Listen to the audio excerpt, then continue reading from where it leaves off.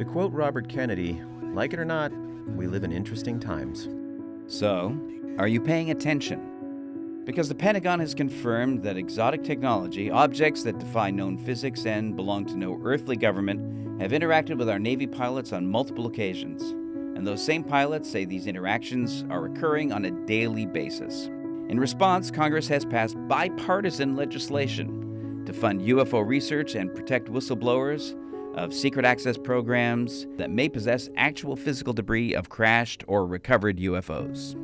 Just to be clear, the U.S. government has confirmed the existence of UFOs, now called UAPs, which stands for Unexplained Anomalous Phenomenon. But are they extraterrestrial, intradimensional, or time travelers? If that isn't enough to make you feel like the future's just reached out from a dark alley, whacked you on the head, and stolen your wallet, AI has officially arrived on our shores in the form of ChatGPT and is already making vast swaths of our economy irrelevant. I mean, you can't make this shit up. Or can you? Because according to Scientific American, there's at least a 50-50 chance that we are living in a simulation. Join us, the non-experts, as we find the real experts to solve this puzzle piece by piece together, or at least get closer to knowing how very little we know. I'm Tom Wheeler. And I'm Dave Foley. Welcome to Really.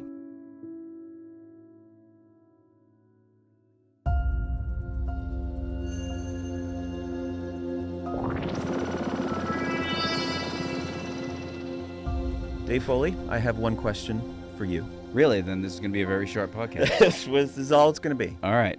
What the fuck is going on? I do not know. But thank you for trying. But I am at least aware that something is going on. Okay. But what it is, I don't think I'm alone in this. I think everyone is in this position where they do not know, which is the frustrating part about definitely the UFO story. Is that there are people who know more of the data and more of the stories and more of the accounts than other people, but there's nobody who's crossed that finish line of knowing what the hell is going on. It's weird. Yeah. It's fucking weird. And the fact is, like, it's getting stranger by the minute. And, like, I'm a writer by trade, but yeah, I've seen you do that. I worked to find the story, and it just becomes a bigger and bigger, crazier octopus and more tentacles and more tentacles and more. So I think my hope for this podcast would be to bring in people, provide a bridge to those who aren't like in the inside baseball of the UFO Twitterverse or whatever. People who aren't hosting their own UFO shows yet. Yes, exactly. Yes. We want to be the podcast, not necessarily we welcome those people, but but for the people who are like, I would like to know what's going on. We're an on-ramp to this world that is fascinating, but certainly not one that gives you any finite answers. But it feels like soon-ish it will be affecting our lives because of the amount of information leaking out of the government, the number of credible people now really studying and investigating this, the legitimacy of the investigators now, not to take anything away from sort of legacy investigators of this topic, people that have been really kind of towing the line for decades, right? But there seems to be this real connected group that has connections to the government. The government, people within the government seem to want to speak about this. So tell me, before we get into all the kind of crazy stories and wild legislation that's getting passed and all of the, where did you make this pivot? Where did you, because my knowledge of you was always, I thought you were fairly dubious of these kinds of things, but then recently I think I present myself, and I think I am someone who is very rational. Yeah. And likes to focus on facts, lifelong atheist as a result, but who, needs to sort of see a logical path to what the truth is about something, and, evidence-based. And with the UFO story, it's something I was always interested in and curious about and paid some attention to because it just seemed like there were, to me, again, just from a logical standpoint, there were too many stories Yeah. for it to be sensible to ignore it.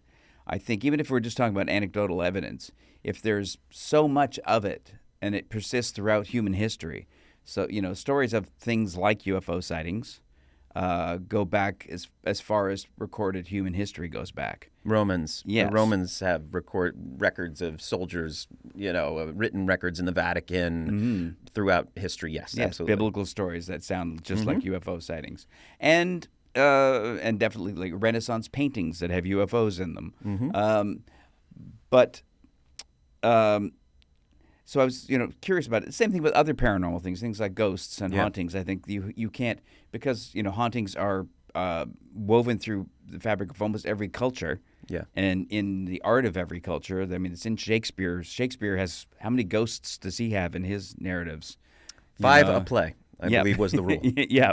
So there's something to these things. And even if they aren't easily studied scientifically, they should still be considered as serious subjects that we don't understand yet, and should be looking at, because they're. But with the UFO story, as I said, so I always just thought there has to be something to it because it's too widespread and over too long a time span. But what it was, I didn't know, and I was skeptical, and I'd always get sort of disappointed in the stuff you'd see and the evidence coming forth, and of course. At least 95%, maybe up to 99% of all UFO sightings are errors. They are misidentifications. And I think we're susceptible to, first of all, and we can get to this more, active government efforts to muddy the waters, to throw up dust in the face of anything that might appear just credible, real, multiple witnesses. I also think just naturally our consciousness wants to disregard it. It pushes it away, I think, or at least takes it in and then says, I don't know what to do with this. Yeah, and I don't think that's, and we'll get onto this as we go along, but I don't think it's just a natural inclination. It is a manufactured response to the story. And there's actually a paper trail of how that response was manufactured by a deliberate government program, a military strategy. To train our brains to disregard. To create a social conditioning that would have people who consider themselves to be rational, sensible people to not engage with the subject at all. Do you think prior to that, because that's interesting, prior to Project Blue Book, prior to CIA, do you think we as people would be more open to this phenomenon? Well, I think it's really, we have to go to prior, there's something called the Robertson Committee, I think it was the committee they call it, which was a group of scientists that were brought in and to look at UFO data after, and again, I'm jumping down into an area I didn't think we'd get to you, but after the 1952 UFO swarming of the Capitol building and the White House, which happened, and we'll talk about that we'll later. get to that. There was a UFO swarm around the White House. It was front page news. Yeah, and it was covered in all the newspapers. Look magazine. I mean, Jets Look magazine chased these things. Did serious stories about UFOs. Time magazine did serious stories about UFOs. Like there was a lot of serious coverage of UFOs prior to the Robertson Committee, which basically laid out a path for debunking, ridiculing, and of anyone who claims to have seen a UFO. So it's first off the debunking, just explain everything, no matter how flimsy the throw out the any explanation excuse, is. throw out just anything. Explain everything. Yes. Character assassination of witnesses. Right. Ridicule, and they also in the memos where they put forward their program suggestion to the military of how to get people to stop thinking and talking about UFOs. They said that we need to engage the media, television, film, radio, as allies in creating an environment, basically creating an environment where it just wasn't acceptable to even think about the subject. And which I always will refer back to a book Noam Chomsky wrote a long time ago called Manufacturing Consent, where he kind of outlined that that our media can become a propaganda tool without a mass conspiracy. All you have to do is create an intellectual environment within which certain things are not what sensible people will think about. Right. And once you create that environment, the sensible people will censor themselves. Well, I'll be honest. I was at AlienCon a couple weeks ago, and it is really fascinating, this culture that has grown around this phenomenon, which of course is really sticky, interesting subject matter, and you don't necessarily have to be an expert to be interested in it or sound like an authority, present company included.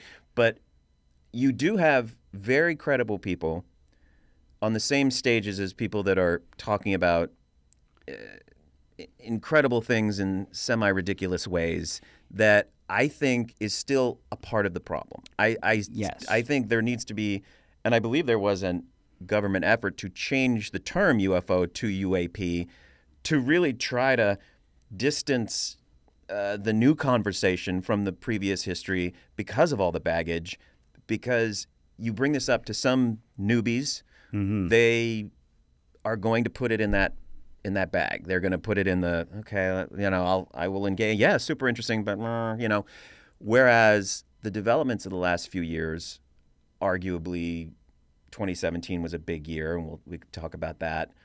The conversation really has shifted from whether or not they're here to what are we going to do about it, whereas 95% of the public arguably are still completely in the dark of how serious the conversation has become. Yes, that's to me, one of the most remarkable things that's come out since the 2017 New York Times story is the realization of how effective and persistent social conditioning can be when it's done well. And again, this was a deliberate program of social conditioning going back to like 1952.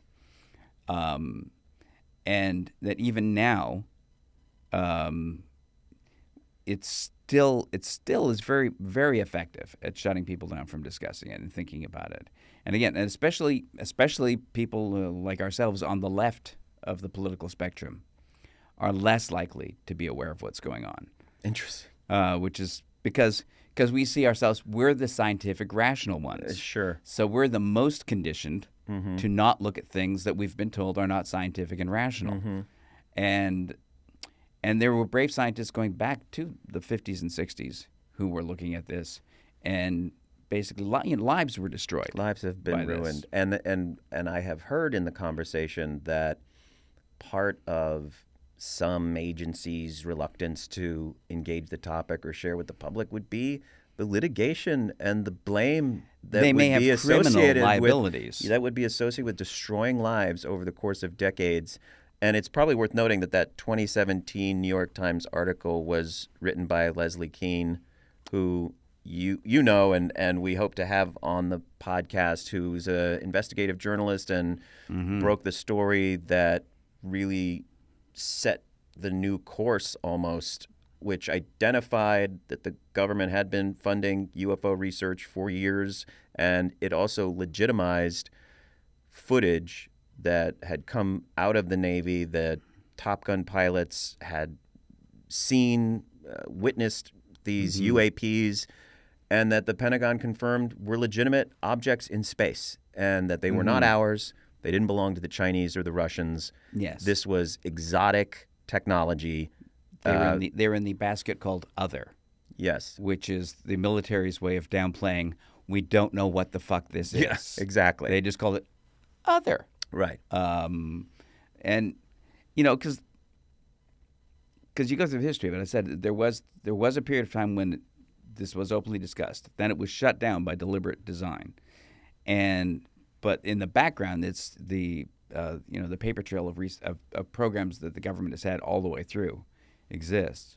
And now, you're right. We suddenly have, Lou Elizondo going public and saying, making ATIP public. Who was he was a threat assessment analyst. Yeah, he was a counterterrorism specialist. He, in the Middle East, and he's I think he's had deployments in Guantanamo, and he's a really serious, deadly serious guy. Yes. But at some point he was put on the the program to research UFOs or UAPs, and that kind of. So he went through the transition. I guess part of what when we call the show really with a question mark, exclamation mark period, is there is that transition of being curious about the subject, so being aware of it and being curious, looking into it, being maybe startled or alarmed or excited, and then you move from that on to just accepting that there is a UFO reality. What that reality is still up for grabs, but there definitely is, indisputably, there is a UFO reality.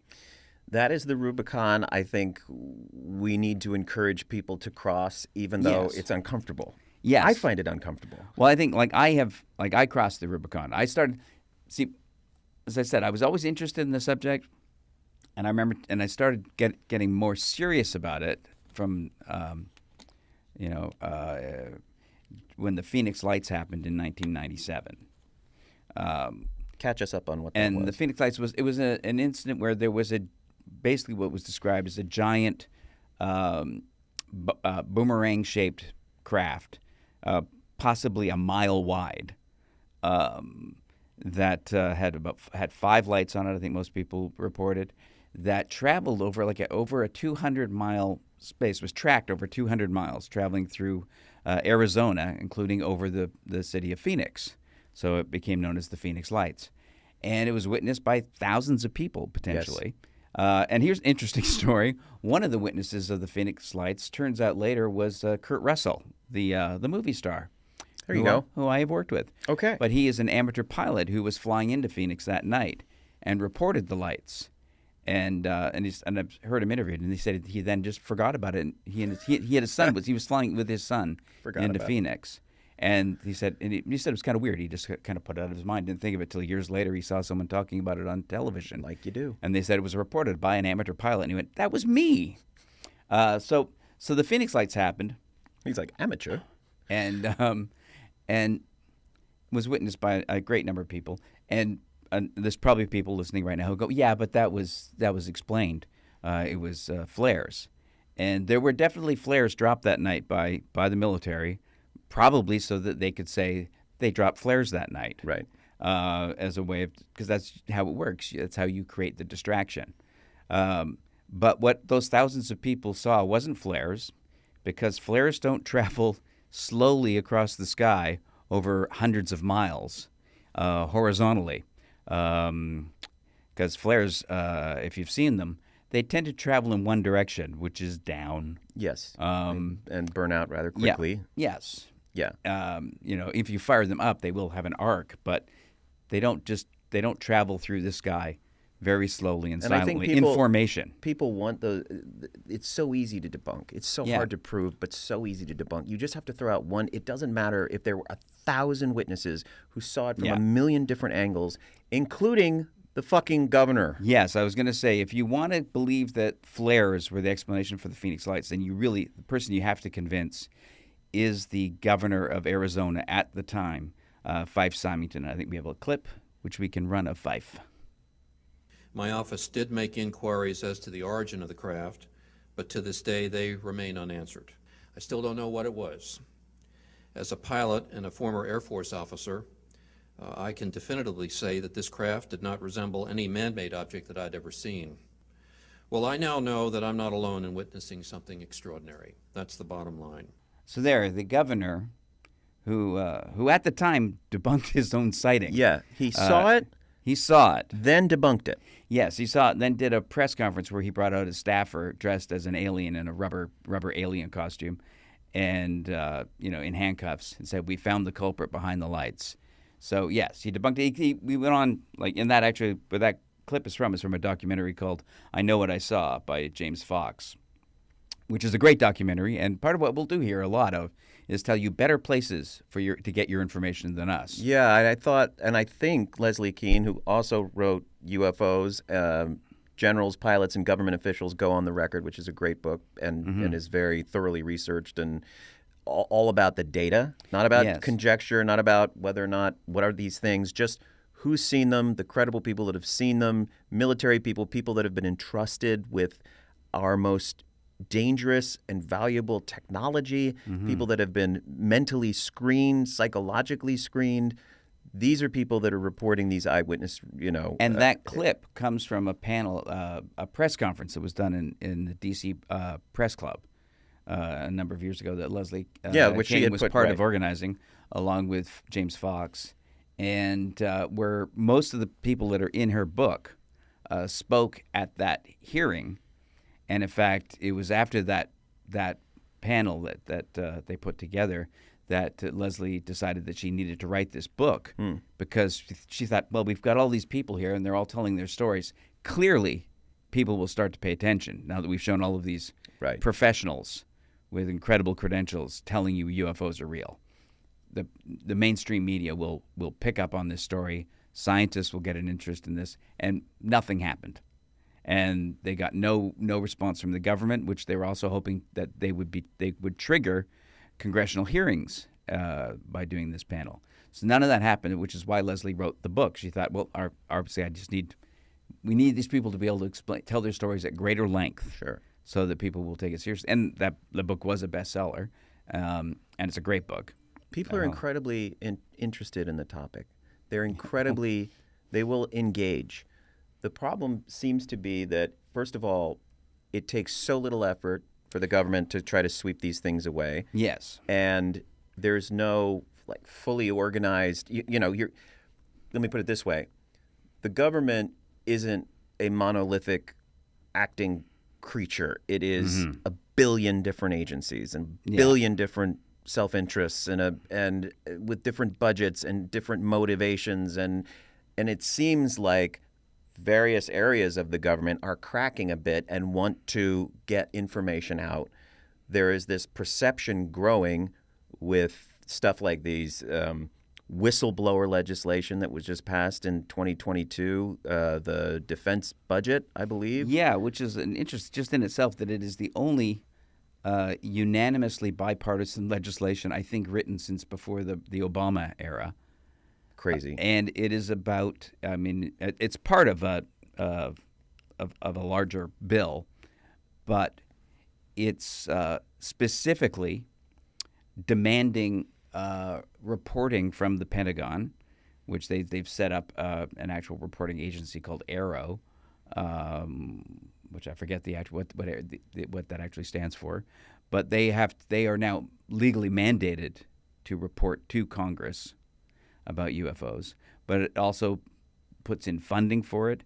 But it also, you're right, put in whistleblower protection for people who either worked for the military studying UAP or UFOs, or people who worked in the private sector, because a lot of stuff, the story is, a lot of the UFO research has been contracted out to private industry, which are not accessible by Freedom of Information Act requests.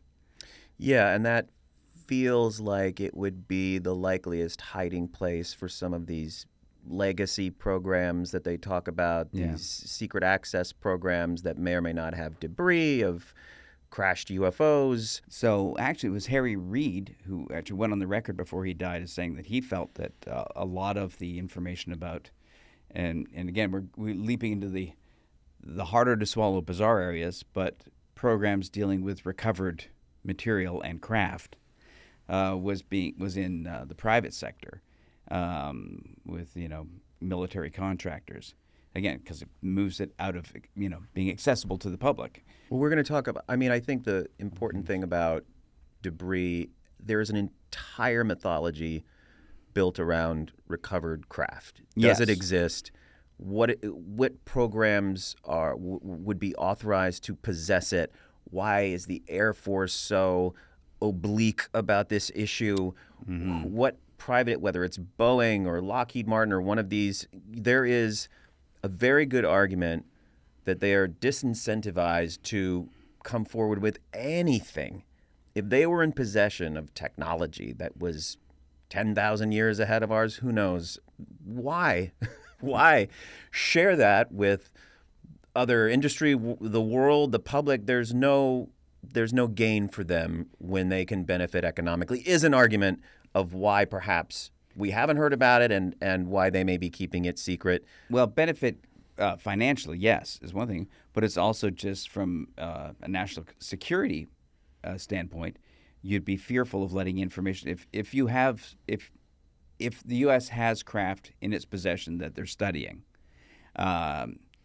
They would want to keep that a secret largely because they haven't been able to figure it out. Right. And if whatever they know gets to an adversary who may be able to figure it out, then that would put us at a great disadvantage. So you definitely don't want your adversaries to know what you know about this. Yeah, and there's another argument that I have read about of why the government may not share is just the sense of powerlessness it would create, that they have no answers for what it is, that perhaps there is no clear definition.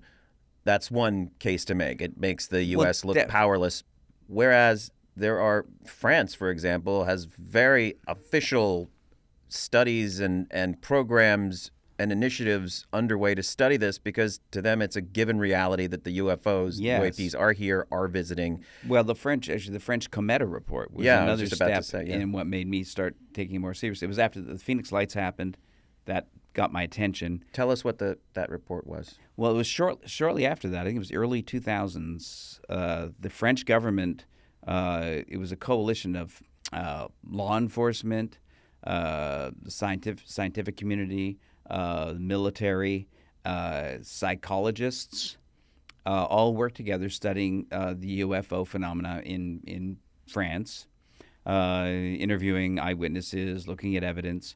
And after a really extensive study, they put out a report called the Cometa Report.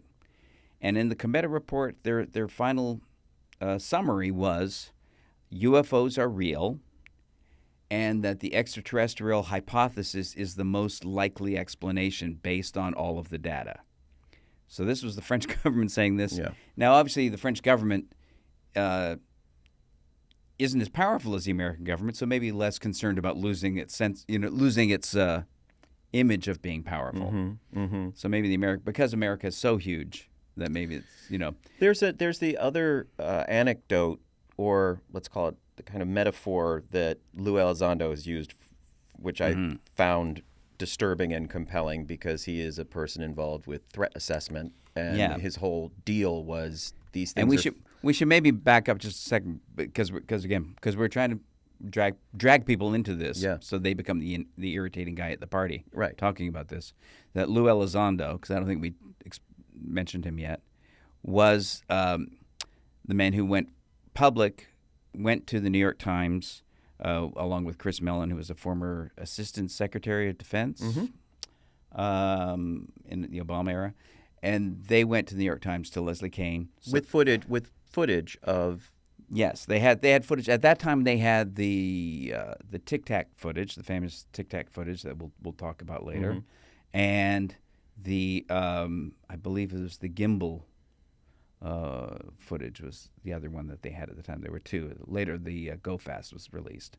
I think that's the order. But Lou Elizondo was the man running ATIP, which was a program within the Pentagon that was specifically looking at military interactions with UFOs.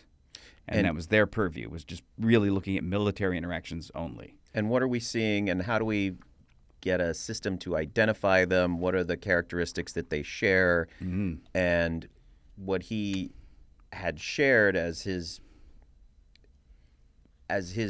quandary of how to define a threat was, because you have these exotic objects in the most secure airspace that exists, right? With our top jets, with carriers, battleships, aircraft carriers. Who are performing dangerous maneuvers and training programs. The jets are training, and meanwhile, this exotic technology showing no visible means of propulsion is zipping around them in impossible ways and physics-defying ways, baffling pilots, scaring pilots, flying past at high rates of speed, going from 80,000 feet in seconds from the sky to the water, interacting with the water, coming in and out of the water. So he's looking at that And even though it's making no aggressive actions, according to the pilots, it is showing curiosity, it's showing intelligence, it's showing interaction. Yes, showing intelligent control and capacity to do basically whatever it wants. The fuck it wants around our best technology that exists, war-making technology. So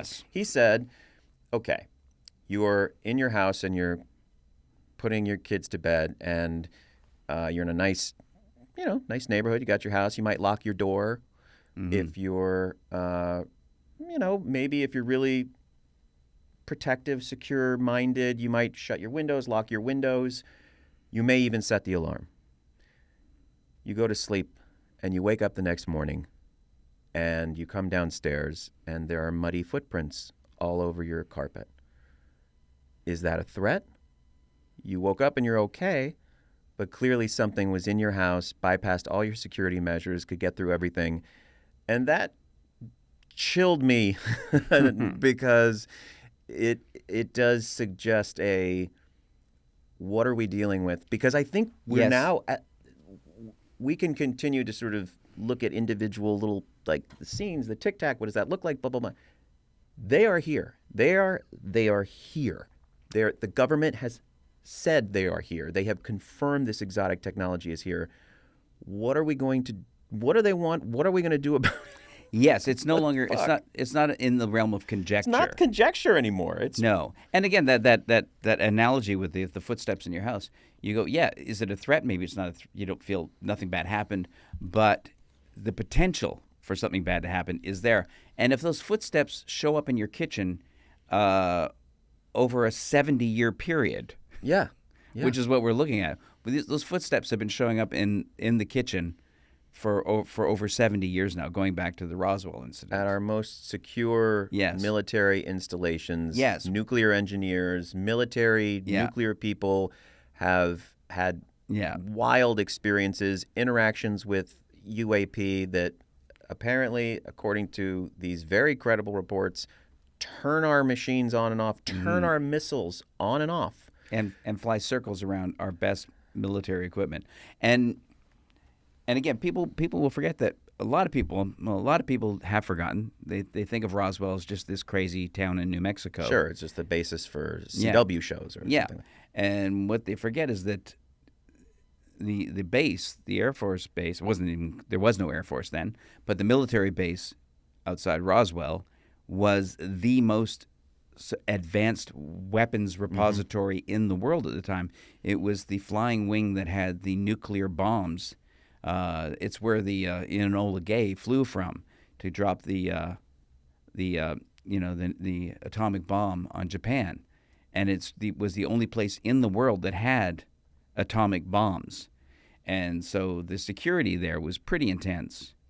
And again, there's this long history of UFOs interacting with our nuclear arsenals, and at that time that was the only one in the world. And so you had the security officer in charge of that base came out and was given permission to go public, saying that they had retrieved a flying disc that had crashed.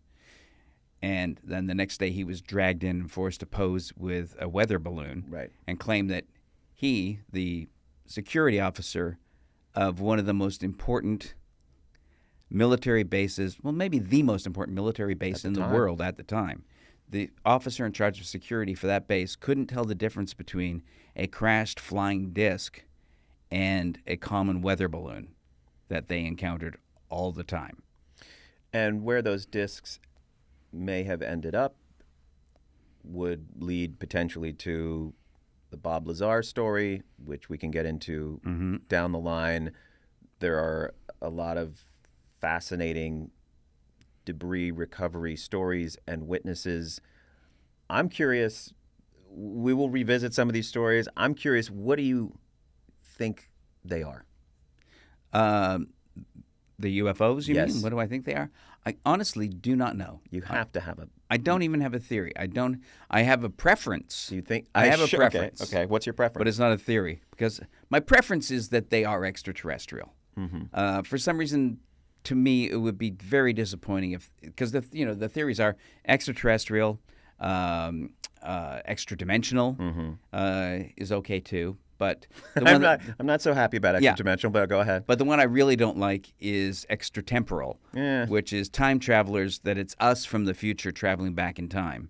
Because then... That's kooky pants. And it's also just... Which is an actual term. It's just, we already know we're here.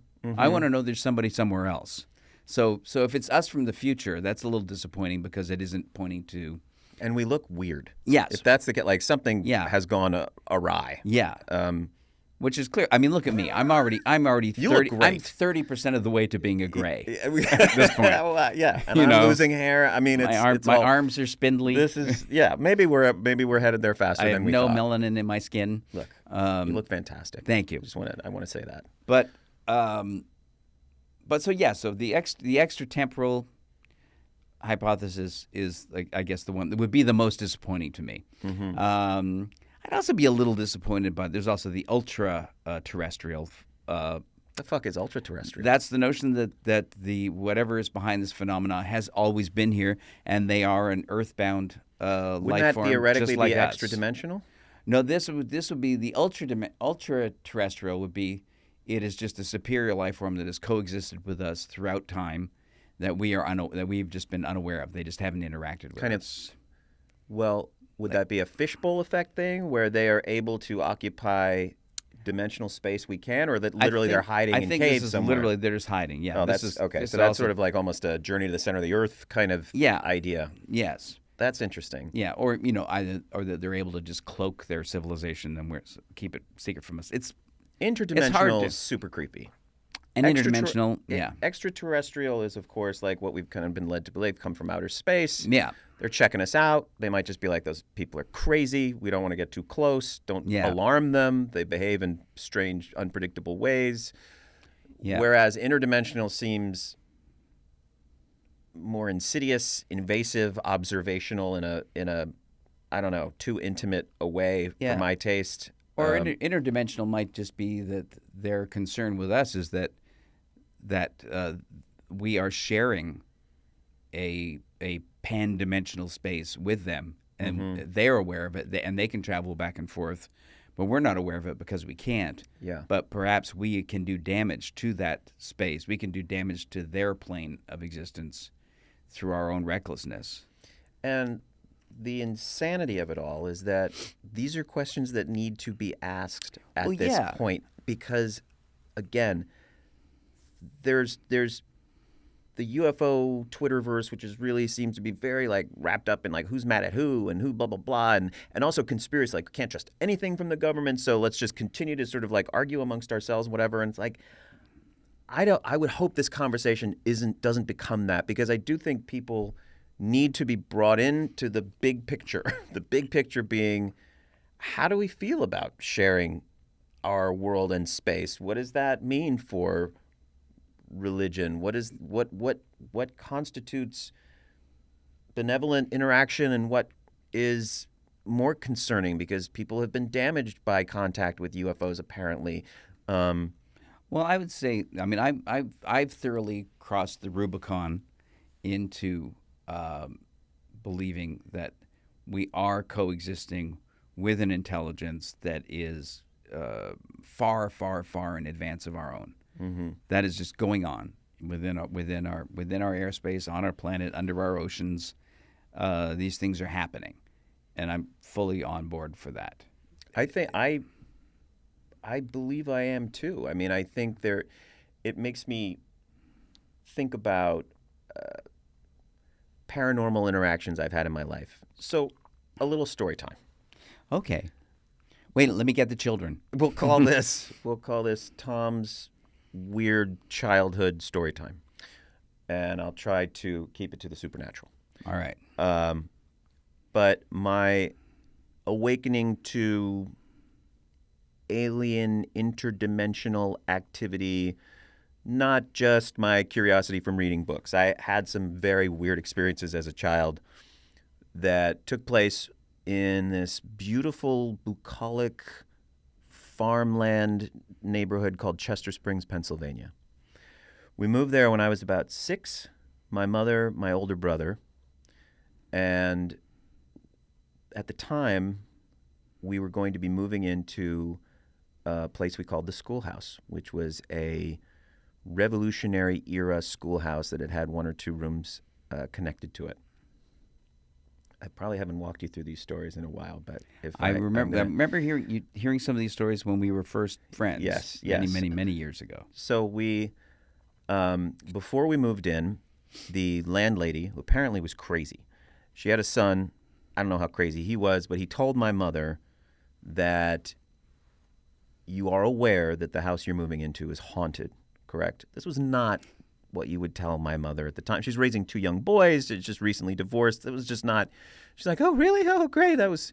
She didn't. You're compelled by law to report a murder to a tenant. Yeah, but not right. Exactly. But not a haunting. I know, but he opted to share, and he said that a Revolutionary era soldier walked around the house, and you heard his footsteps, and you would see his shadow. She did not. This is important. Share this information with her children. Thank God. However, we move into the schoolhouse, and we kind of love it. It was like Tom Sawyer. I mean, it was farms and woods and cornfields and, dogs and chickens and all around. But there was weird energy around this area, and it was a few miles from a. Because you're also describing every Stephen King setting. Yeah, so, clearly, and there was a documented, investigated haunted house some 3 miles away from our house. So this house was set up with a primary space, big schoolhouse space, of course, belfry, and my brother and I slept in what was a converted hayloft. There was a little spiral staircase, huge kitchen, big walls, connected to a living room that was new, but was by far the fucking scariest room in the house. Partly because my mother was thrilled that the philosopher Bertrand Russell, who I'm not sure she had read much Bertrand Russell in her time, no offense to her, neither have I since. One of my favorite atheists. Okay, great. Well, his picture of his old withered face was open in some book on our fireplace mantle. So anytime you went into the living room, you were forced to have Bertrand Russell's eyes following you around. At 6 years old, that was deeply frightening to me. It would be frightening to me now, to be honest. So anytime I just didn't like the living room. Didn't want to be in there. Anyway, the first event that took place, it happened to my brother. We had mattress beds because the hayloft was at a kind of steep angle, so it didn't actually fit beds. He wakes up in the middle of the night, according to him, and sees a figure at my closet. This figure was making movements that were, its back was to him, and the movements were of this nature, sort of back and forth. And he assumed in his kind of waking up state that Mom was upstairs doing laundry, pulling Tom's pants inside out or something at the closet. And he said, Mom, and this figure immediately was then facing him with its arms outstretched and came toward him, getting taller and taller as it came toward him. He screamed, a natural reaction. I woke up at that point, and I saw Big Brother flying down the spiral staircase, screaming that he'd seen a ghost. I did not even look around. I just followed him right down the spiral staircases into our mother's bed, where he proceeded to tell her that there was, a specter upstairs. Suffice to say, the two boys said, no fucking way are we sleeping in the hayloft tomorrow night, So the next night, we were sleeping in the kitchen because the living room was too scary to sleep in. So I'm on the wooden floor of the kitchen. My brother, Bill, is on the couch because he'd had the shit scared out of him the previous night, so he got the couch. That was his brotherly argument. I'm in my sleeping bag. My head is beside the 3 stairs heading down into the living room. My mother is in her room at our 9 o'clock. Let's say. The house settles. We're going to bed. I hear my brother go to sleep. House settles some more. Then the house starts to settle in a more consistent way, closer to footsteps in the living room.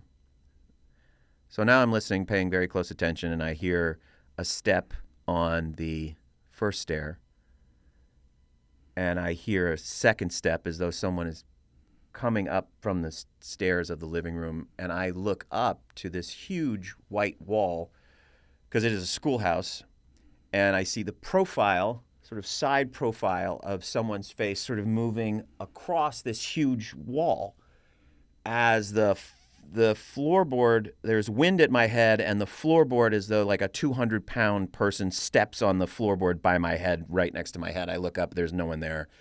I, of course, proceed to freak out. I go crying to Mom, there's a ghost, and she's like, it's okay. She didn't tell us at this point about the revolutionary soldier that walks around the house and you hear him and you see his shadow. That was enough for us to be convinced the house was haunted. Yeah.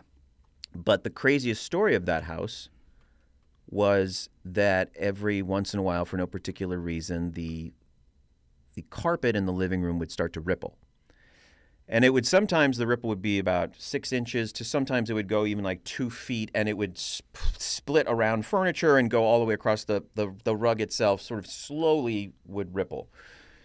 Obviously a strange phenomenon. It doesn't happen in every home. This is something we lived with because life was weird and we were encountering these things, and we didn't know what to make of it. One night, my mother, I think my aunt, who was from Milan, she read the tarot cards. She could be very spiritual. They were having a good time. I think my uncle was there, whatever. My mom's telling the ghost stories, what happened to me, what happened to Bill. And she starts to talk about them, and my aunt says, no, do not talk about them. They come. Sure enough, the rug starts to kind of ripple, and they're probably pretty drunk. They're like, this is fucking crazy. What's going on? Let's find out what's going on. Pulling up the rug, moving furniture around. The conclusion is that there's a vent, and that must be pushing the air through. I mean, it's a fairly sensible, okay. Cut to 5 years later. We have since moved out of the schoolhouse. My mother is a local TV personality in Philadelphia. She runs into a woman that she knew somehow adjacent to work that lived in the schoolhouse after us.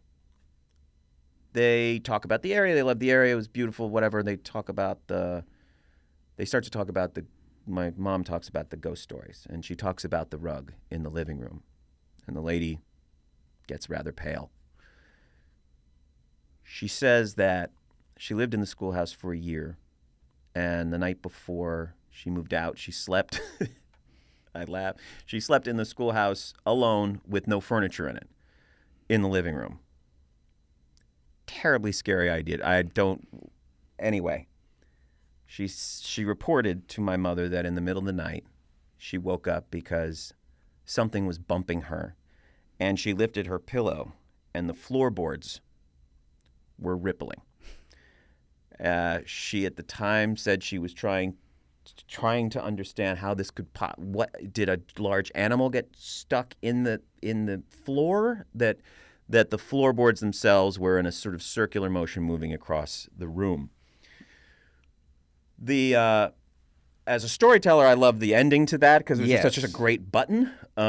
But we kind of took that, but there was also other phenomenon that took place in this area. I vividly remember standing on our yard at night and my mother saying, "What is that?" And we're looking at lights in the sky, an array of lights. I was too young to really recall anything beyond the fact that we were looking at strange lights. And my mother was like, couldn't figure out what they were. But I vividly remember the next day when a neighbor took us a quarter of a mile to a field across from his farm on the same street that we were on. And that we were looking at a circle of burned crops that was disc-shaped. And just went all in a circle. And I recall just asking, because we were all very baffled, and even crop circles were a thing then, we were just marveling at this. What could somebody could have burned a circle, but it was a large, I'm going to say maybe 50 feet across circle that came after this sighting. That was my initiation into kind of the unknown and left me very open to possibilities like this. because of the strange backup that we had to some of our stories, the fact my mom never told us the story of the ghost that I saw, because as a 6-year-old, I was 6 years old. My brother had just had the shit scared out of him. Of course, I'm like fucking alert to everything, but the fact that I experienced the very thing that she said to watch out for it, but didn't tell me until I was 15, just blew my mind. And then the fact that this person that stayed in the house after us, it's the backup that I found. Yeah, you weren't so responding compelling. to any advanced suggestion. No. When you saw it, and you had no connection to this other witness to the exact same event. An event that made it even fucking scarier. Yes. You know, it was an amazing house. It was an amazing area, but I do think areas kind of contain energy. I said I think it's like our little Skinwalker Ranch, which I will want to talk about ad nauseum because I'm sort of obsessed with this place, and I would love to have us talk to people from Skinwalker Ranch, which is, in very brief, a heavily researched and studied ranch in Utah, basin. Yes. That is known for and has been known for a century or more, very outrageous phenomenon that does include ghosts. And one of the reasons I tell ghost stories because there's a definite, as you go down the road with the subject, there's definitely an overlap with several elements of paranormal phenomena. Ghosts definitely being one of them, like poltergeist, which are arguably maybe different from ghosts. Mm-hmm. But yeah, and all of these and cryptids, cryptozoology events. And this was a financed. The government financed research of this area. Well, for this takes years. us back to Harry Reid. Yes, because the senator from Nevada who was the majority leader. Yes, he was. Was he speaker? No, he's majority leader. Senate majority leader. Yeah. So he got the funding for the program that he actually got funded was OSAP, which was the one that was contracted out. They took bids on, and Robert Bigelow's company won the bid on it, and OSAP kind of was a broader range of subject matter than ATIP, which was in Pentagon and was strictly military, basically looking at interactions with military and the phenomena. But OSAP was dealing with a lot of the phenomena. They were kind of centered at Skinwalker was one of the places they were studying, and this was the second big study. There was before that was something called the National Institute of Discovery Sciences that was had years ago been funded by Robert Bigelow. And oh my God, Ed, former Apollo astronaut, was involved with it as well. I'll take your word for it. Yeah. But Skinwalker is a ongoing phenomenon. There's obviously a show. The History Channel's got a very successful, crazy show, which by all accounts appears to just be shot documentary style, but it does... It right now blurs the lines a little bit between entertainment and reality. It's hard to know what you're seeing, except it seems like it is backed up by very credible investigators like George Knapp, the Attorney General. Oh, I just remembered his name, Edgar Mitchell. There you go. There we go. But sorry, go ahead. Oh no, but I'm saying. So you had so OSAP had.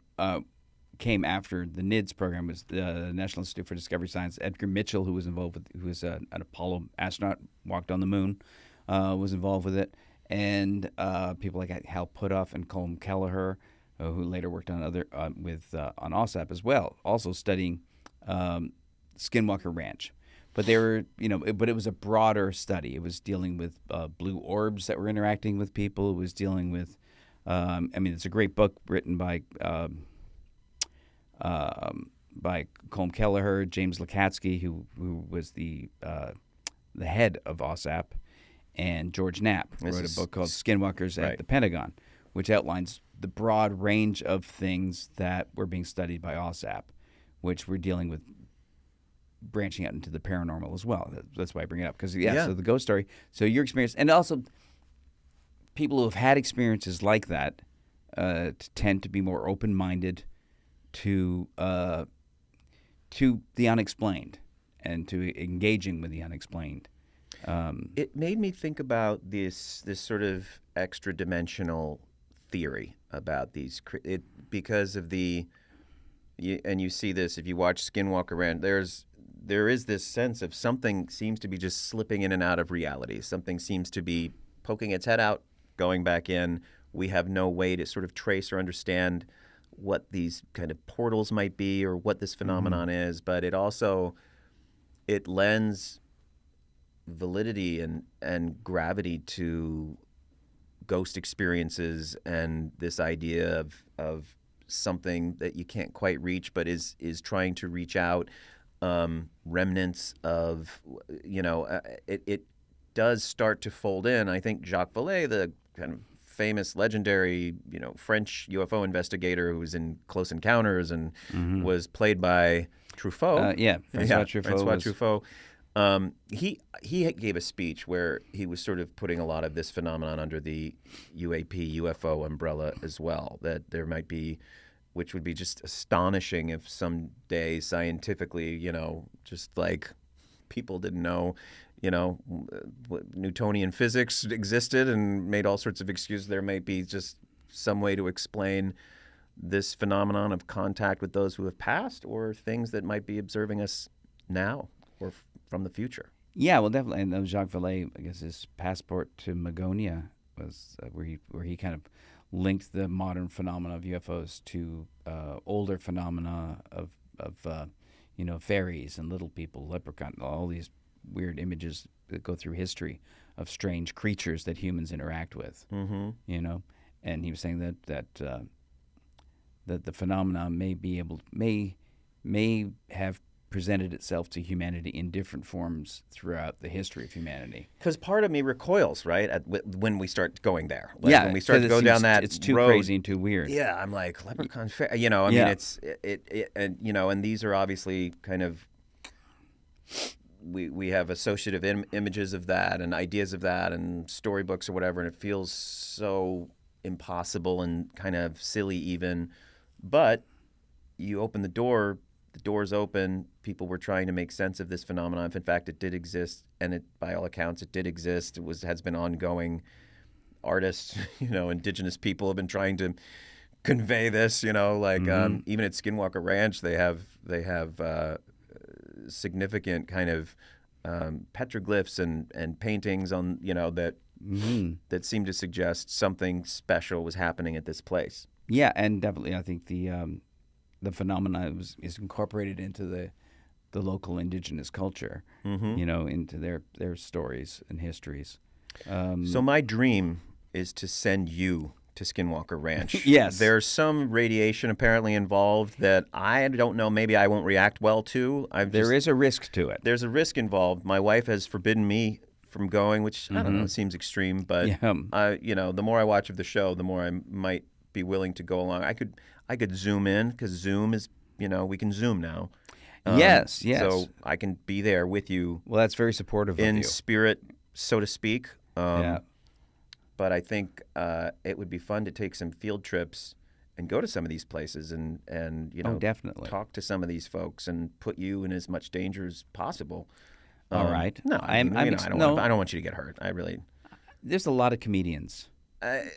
I'm not saying we're relatively expendable. We can't spare you. You, but you can do your work with a little radiation. What's a little radiation among friends? Yes, for the purpose brain of swelling, unlocking the mysteries of the universe. They do have a guy who had this brain swell, but he's doing great. Yeah. And he's still on the show. That's my big question about the show Skinwalker Ranch, and when you guys I highly recommend it just as an entertaining viewing experience, but there is someone on the show who I don't know why he stays. Things keep happening to this guy. He's like a barometer. It's like a human barometer for danger. Yes. Once things start happening to him, everybody runs away. Yeah, they set off rockets and his scalp separates from his skull. And then they rush him to the ER and he comes back and he's like, almost died. That was scary. Yeah. They're onto something there, but again, I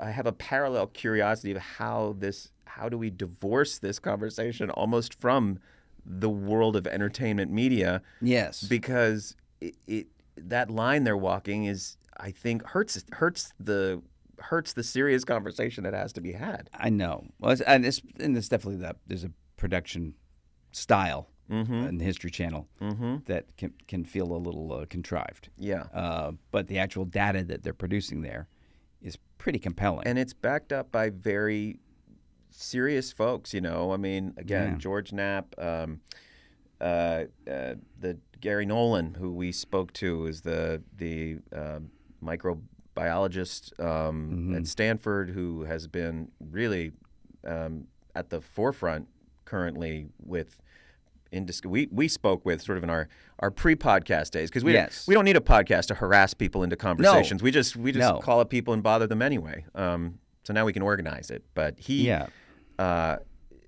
had some amazing things to say, and hopefully we'll get to talk with him again in this more kind of organized setting. But also, I think there's in that I think in some ways maybe we've jumped deeper than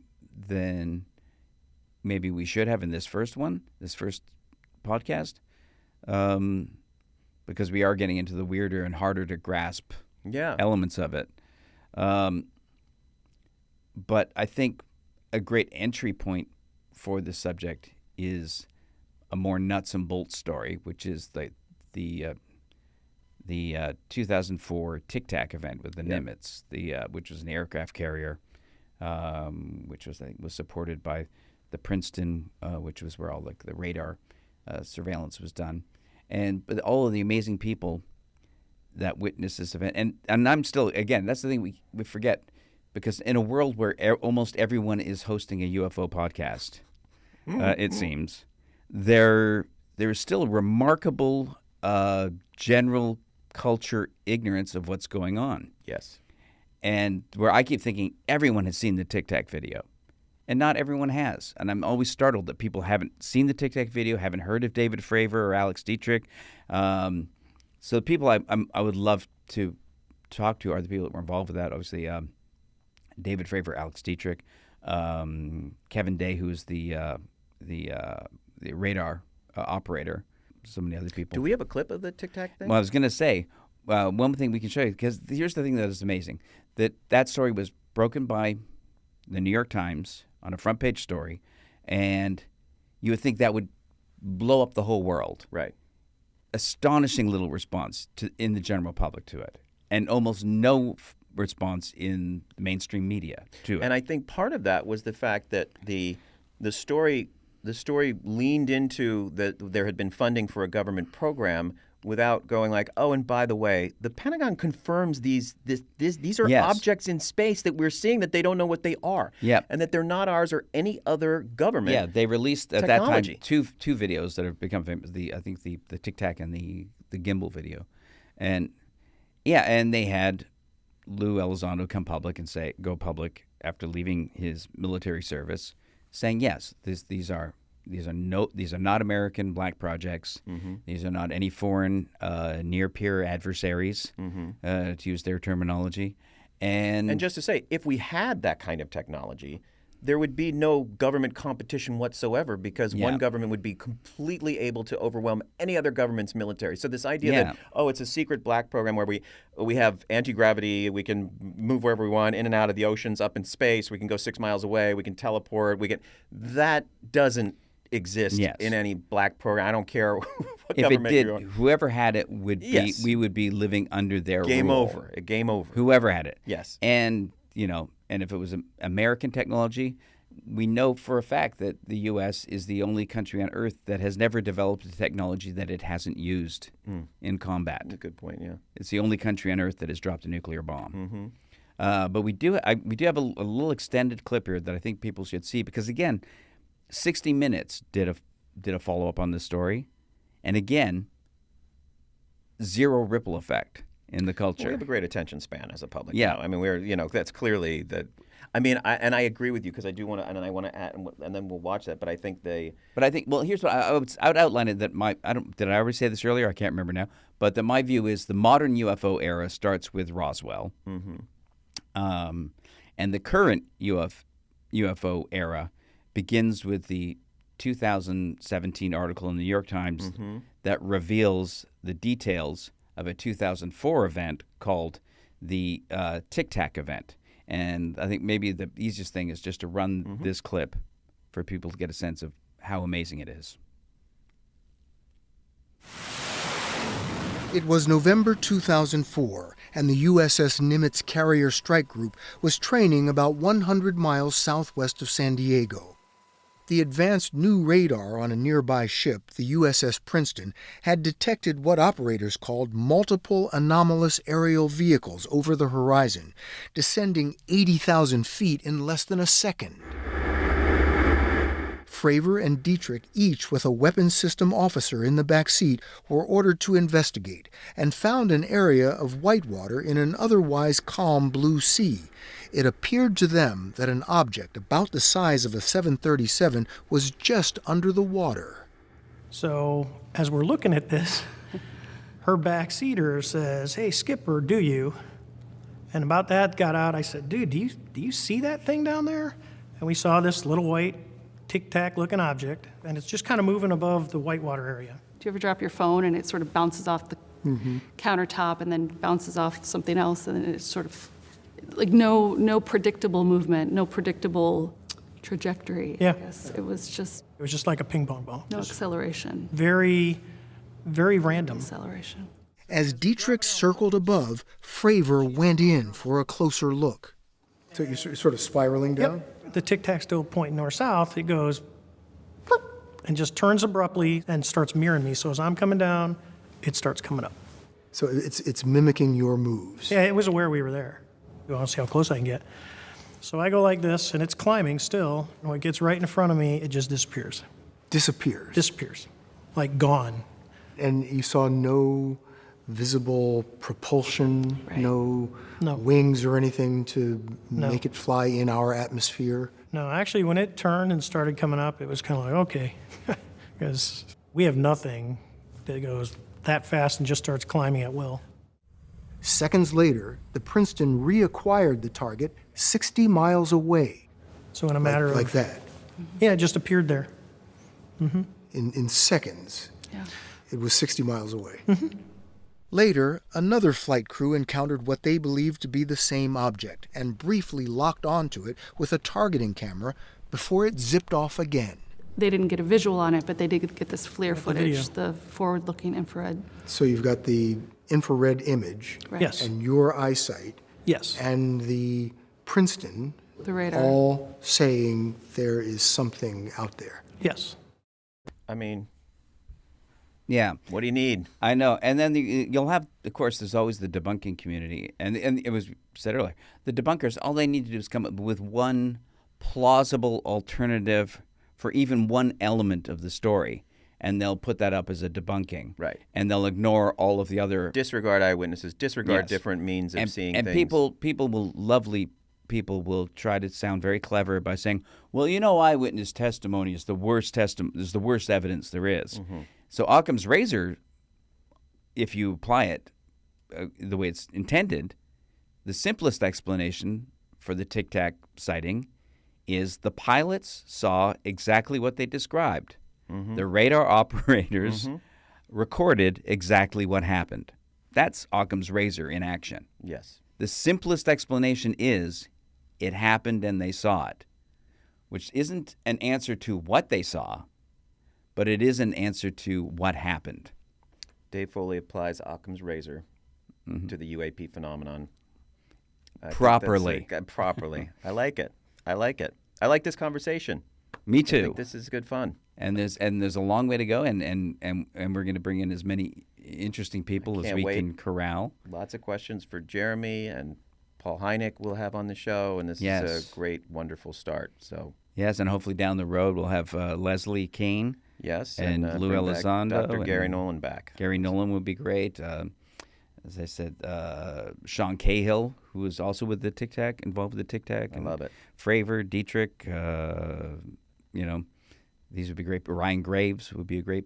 Look forward to. We're going to answer all getting these to mysteries. know all these people. Yes, so we can talk to the experts on this and make anyone listening the experts themselves.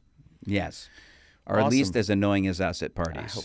I hope so. Yes, exactly. You can pin that person to the wall at the party. Yeah. Great. I'll see you All next time, buddy. All right. This is Tom Wheeler, and we will see you next time on Really with Tom and Dave.